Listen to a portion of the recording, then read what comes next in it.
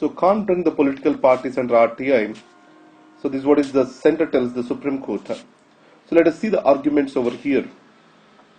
Now, also before that, it is 25th August 2015 newspaper. So with regard to this, the Central Information Commission, it has declared that all the national and regional political parties are the public authorities under Right to Information Act 2005. So it means that the political parties has to disclose complete details about their income as well as expenditure to the public. Now, what is the basis for this argument? Now, the Schedule 10 of the Constitution, if you take about, the political parties are core to the governance. The whip which was given by the political parties, it controls the behavior of its members of parliament in the parliament house, which will be critical for running the government. So it means that the political parties are influencing their members of parliament, who are in turn controlling the government. So from this we can say that the political parties have substantial role in the governance of a country, and they shall be brought under the definition of public authority under section 2H of the RTI Act. And next is, the voter also has a fundamental right to know the information and details about the political parties to make an informed choice. This is what is the democracy is all about. And the section 29A of Representation of Peoples Act 1951, what it states that every political party has to affirm its allegiance to the Constitution of India.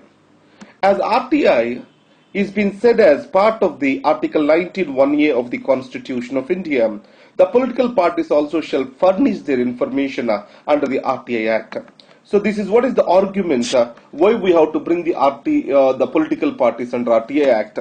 What is the argument of the political parties? Now the first thing is, the political parties are not established or constituted under the Constitution or by the law made by the Parliament or by any executive resolution. So it means these are not the bodies to be considered as the agencies of the government. And when the law is also enacted, they never considered political parties to be under the ambit of RTI Act. And the second thing is, already the transparency requirements with regard to the financial transactions of the political parties, they are being covered under Income Tax Act 1961, Representation of Peoples Act 1951. This is what is the argument of the political parties. The inner decision-making process of the political parties cannot be exposed to outside because it will threaten their very existence. So these are the counter arguments in favor and against bringing the political parties under the ambit of RTI Act. And next is the Trans-Pacific Partnership and RCEP. With regard to this discussion, let us know what is TPP, RCEP is. The Trans-Pacific Partnership, it was US-led, and RCEP is dominated by China. But central to both these things, Trans-Pacific Partnership and Regional Comprehensive Economic Partnership, is ASEAN. Now the China is even keeping its political disputes on territories to bring all the regional economies of Asia under the regional RCEP.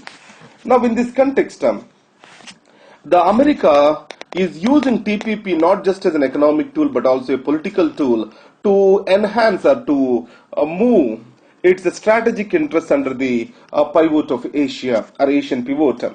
Now, as the Doha talks are leading nowhere, the Trans-Pacific Partnership and RCEP, they are becoming more the ways of economic interaction across the world. So how can we see them as? So these are majorly to insulate the economies from market uncertainties that are growing these days. So now, what is the advantage of RCEP to India? It synergizes the India's Act East policy and promotes the India's free trade agreement with ASEAN. Already India has a free trade agreement with ASEAN. So RCEP brings one singular arrangement for all the free trade agreements in the regions. So it is essentially is going to give a boost to the regional trade over here.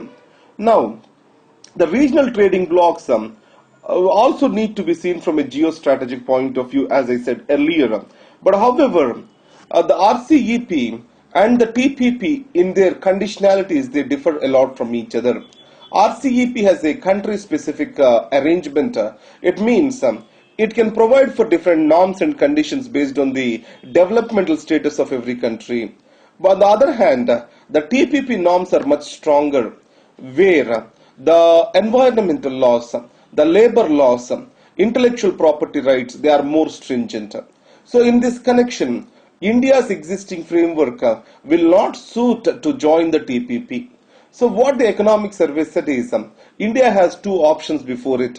One is going with RL, the so-called as measured integration with RCEP, or India has to go with the TPP, which is an ambitious one. So, but if India has to go with the TPP, we have to develop our trade capabilities. So, economic survey explicitly suggested India to go with the TPP. The reason being is the TPP has 40% of the global economy under this, and the Trans-Pacific Partnership can specifically promote the India services sector once its trade capabilities are increased. Does that mean RCEP is not beneficial to India? First, if you've seen, yes, it strengthened the Act East policy. And the second thing is, the servicification of the manufacturing sector is increasing. What does this mean? As manufacturing sector is becoming more and more sophisticated, it itself is providing an opportunity for the growth of the service sector. So India can gain a lot from this. And next is, RCEP need not be seen from the Chinese lens from the strategic point of view. It has to be more seen from the ASEAN centricity. So because India, if it wants to integrate its trade with the regional economies, that provides for the better boost. Even Japan, South Korea are also parts of this RCEP. So that RCEP is essentially strengthen the or boost the manufacturing sector, which will bring in India into the global value chain and also makes the India as a center in global value chain creation. So these are the things we need to understand. So what this article talks about is this. Now, India is seeing these particular regional trade blocks only from economic point of view, not the strategic point of view. And the second thing is, even in RCEP, the major stumbling block is related to the intellectual property rights. And these IPRs related to the software, these are the major stumbling blocks. They try to explain what is the stand of US, China, Japan and India with regard to the various situations across the intellectual property rights, especially in cyberspace. I don't think this will be a question, but however, Trans-Pacific Partnership and RCEP, their strategic importance and also their economic importance for India can be a specific question this year. The reason being is economic survey also specifically talked about improving India's trade competitiveness and recommended for joining the TPP. And next is why the China has a free fall. So I know you already have a good understanding of this issue is what this issue is. The Chinese economy was growing substantially over the last decade, especially 3 decades. So the capacities which are being created are much more than the global demand now. And the second thing is, as like in the West, in China's stock exchanges, the investments are not from the institutions, but the investments are mostly from the individuals. That increases the volatility. And next is, the Chinese markets, as the profits are increasing in the growth phase, more and more the participants in the Chinese market, they resorted to marginal trading. So because of this marginal trading, the volatility of the markets also has increased.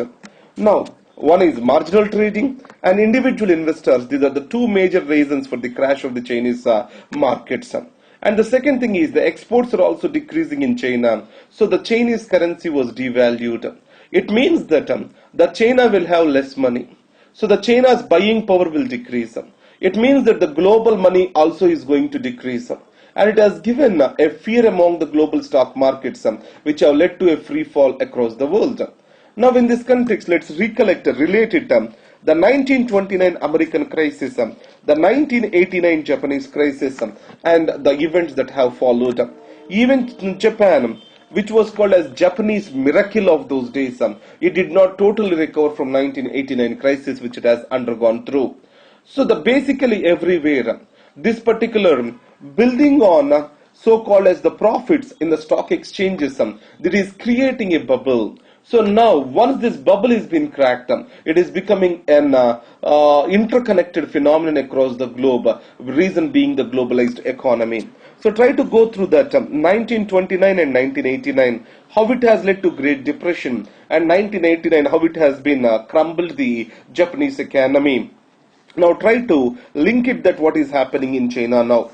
So unlike the Japanese and Chinese systems, China's government has responded positively to save the markets, which has further made China's economy more and more exposed and volatile. But in these circumstances, the next article says is India's situation is not to be panicked. Now, in the economic survey, if you observe that there is something called macroeconomic vulnerability index and also a rational investors rating index. So with regard to this, what they take into consideration is the growth rate, inflation, fiscal deficit, current account deficit, etc. into consideration. So when all these are being taken into consideration, the India's economy is better placed when compared to its emerging counterparts. The inflation is all-time low. The fiscal deficit is coming down. The current account deficit is also very low. And we have substantial amounts of the forex reserves. And also as the crude oil prices have come down, even the rupee value fall, it will not have a greater impact on the imports as of the situation goes on. So in these circumstances, still Indian economy is relatively well placed to fight or to see any crisis that is coming up.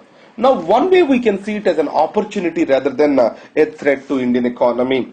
So, India can, with its reformation phase, so taking forward its GST and also a development of infrastructure, strengthening of the labor markets, if it can take these structural reforms at this juncture, it can use this opportunity to become an economic strong house. This is what is the essence of this particular article. Other than this, there are no important articles today. Thank you very much.